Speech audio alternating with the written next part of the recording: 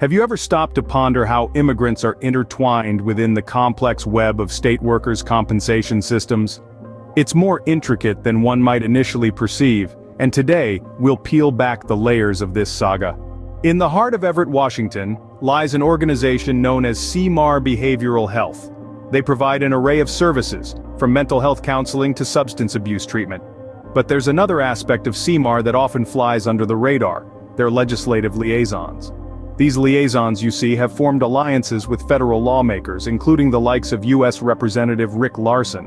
And with these connections, they've been able to secure a spot at various events, such as the Latino Legislative Day back in 2019. These platforms provide them with an opportunity to discuss a range of topics, from workers' compensation to the role of immigrants in the workforce and mental health. However, there's a glaring omission in their discourse, and it pertains to federal standards for injured workers. Despite the evident need for such standards, their conversations steer clear of this critical issue. Now, one must wonder, why is that?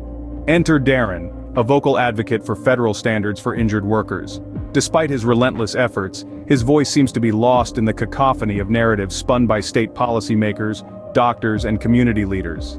His call for nationwide uniformity in the treatment and compensation of injured workers is drowned out by the louder voices of those with more influential connections. So, we find ourselves in a conundrum. On the one hand, we have a group of influential organizations and individuals discussing the issues of workers' compensation, immigrants, and mental health. On the other hand, we have voices like Darren's, advocating for a crucial aspect of workers' compensation that seems to be conveniently overlooked: federal standards for injured workers.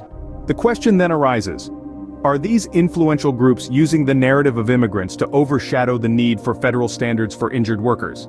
And if so, what can we, the general public, do about it? The answer is simple, yet its implementation is complex.